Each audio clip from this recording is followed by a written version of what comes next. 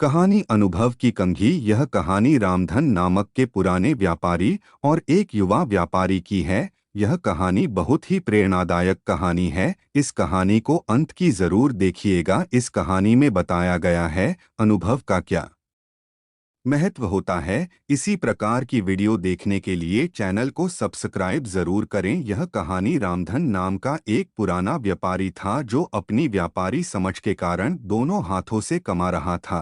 उसको कोई भी टक्कर नहीं दे सकता था। वो दूर दूर से अनाज लाकर उसे शहर में बेचता था। उसे बहुत सा लाभ होता था। वो अपनी इस कामयाबी से बहुत खुश था। इसलिए उसने सोचा व्यापार बढ़ाना चाहिए और उसने पड़ोसी राज्य में जाकर व्यापार करने की सोची। दूसरे राज्य जाने के रास्ते का मानचित्र देखा गया जिसमें साफ साफ था कि रास्ते में एक बहुत बड़ा मरुस्थल है। खबरों के अनुसार उस स्थान पर कई लुटेरे भी हैं। लेकिन बूढ़ा व्यापारी कई सपने देख चुका था। उस पर दूसरे राज्य में जाकर धन कमाने की इच्छा प्रबल थी। उसने अपने कई किसान साथियों को लेकर प्रस्थान करने की ठान ली। बैलगाड़ियां तैयार की और उस पर अनाज लादा। इतना सारा माल था जैसे कोई राजा की शाही सवारी हो। बूढ़े रामधन की टोली में कई लोग थे जिसमें जवान युवक भी थे और वृद्ध अनुभवी लोग जो बरसों से रामधन के साथ काम कर रहे थे। जवानों के अनुसार अगर इस टोली का नेतृत्व कोई नव युवक करता तो अच्छा होता, क्योंकि यह वृद्ध रामधन तो धीरे धीरे जाएगा और पता नहीं उस मरुस्थल में क्या क्या देखना पड़ेगा। तब कुछ नौजवानों ने मिलकर अपनी अलग टोली बना ली और स्वयं का माल ले जाकर दूसरे राज्य में जाकर व्यापार करने की ठानी। रामधन को उसके चहेते लोगों ने इस बात की सूचना दी। तब रामधन ने कोई गंभीर प्रतिक्रिया नहीं दिखाई। उसने कहा, भाई, सबको अपना फैसला लेने का हक है।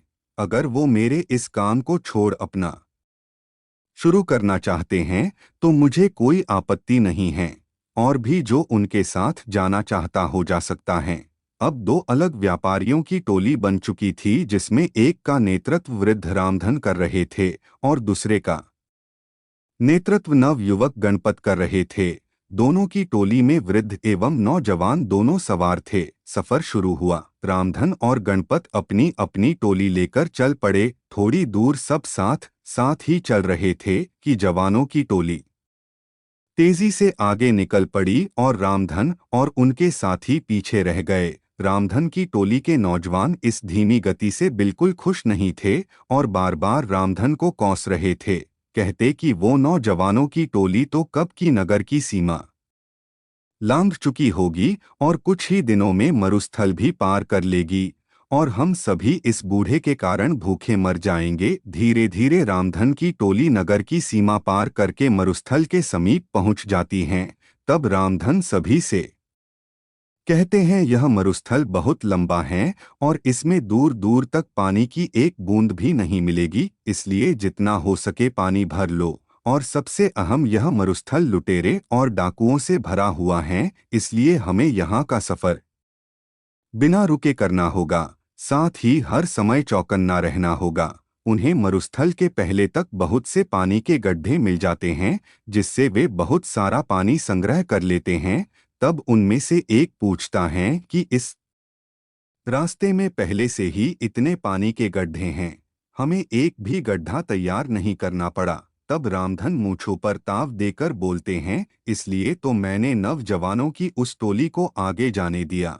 यह सभी उन लोगों ने खुद के लिए तैयार किया होगा जिसका लाभ हम सभी को मिल रहा है। यह सुनकर कर टोली के विरोधी साथी खिंचवा जाते हैं और अन्य रामधन के अनुभव की प्रशंसा करने लगते हैं। सभी रामधन के कहे अनुसार बंदोबस्त करके और आराम करके आगे बढ़ते हैं। आगे बढ़ते हुए रामधन सभी को आगाह कर देता है कि अब हम सभी मरुस्थल में प्रवेश करने वाले हैं, जहां ना तो पानी मिलेगा, ना खाने को फल और ना ही ठहरने का स्थान, और यह बहुत लंबा भी है। हमें कई दिन भी लग सकते हैं। सभी रामधन की बात में हामी मिलाते हुए उसके पीछे हो लेते हैं। अब वे सभी मरुस्थल में प्रवेश कर चुके थे, जहां बहुत ज्यादा गर्मी थी, जैसे अलाव लिए चल रहे हो। आगे चलते चलते उन्हें सामने से कुछ लोग आते दिखाई देते हैं। वे सभी रामधन को प्रणाम करते हैं और हाल चाल पूछते हैं। उनमें से एक कहता है, आप सभी व्यापारी लगते हो, काफी दूर से चले आ रहे हो। अगर कोई सेवा का अवसर देंगे तो हम सभी तत्पर हैं।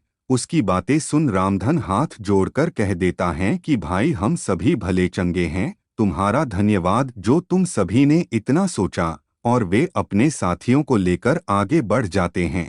आगे बढ़ते ही टोली के कुछ नव युवक फिर से रामधन को कोसने लगते हैं कि जब वे लोग हमारी सहायता कर रहे हैं तो इस वृद्ध रामधन को क्या परेशानी है।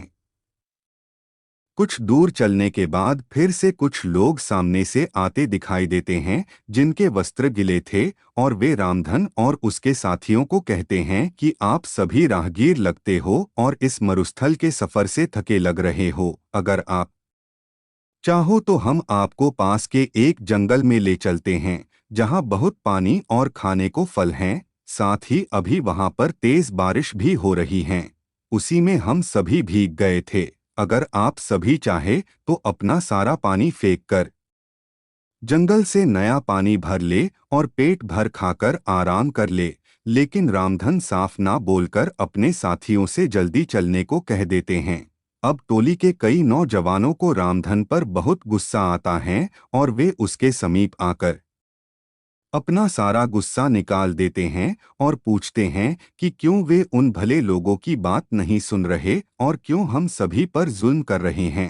तब रामधन मुस्कुराते हुए कहते हैं कि वे सभी लुटेरे हैं और हमसे अपना पानी फिकवा कर हमें निस्सहाय करके लूट लेना चाहते हैं और हमें यही मरने छोड़ देना चाहते हैं।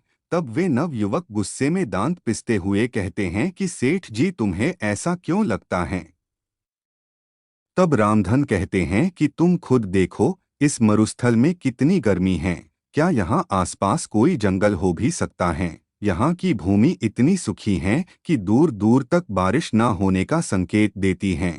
यहाँ एक परिंदे का घोंसला तक नहीं तो फल फूल कैसे हो सकते हैं। और जरा निगाह उठाकर ऊपर देखो, दूर दूर तक कोई बारिश के बादल नहीं हैं, ना ही हवा में बारिश की ठंडक है, ना ही गीली मिट्टी की खुशबू। तो कैसे उन लोगों की बातों पर यकीन किया जा सकता है। मेरी बात मानो, कुछ भी हो जाए अपना पानी मत फेंकना और ना ही कहीं भी रुकना। कुछ देर आगे चलने के बाद उन्हें रास्ते में कई नरकंकाल और टूटी फूटी बैलगाड़ी मिलती हैं। वे सभी कंकाल गणपत की टोली के लोगों के थे।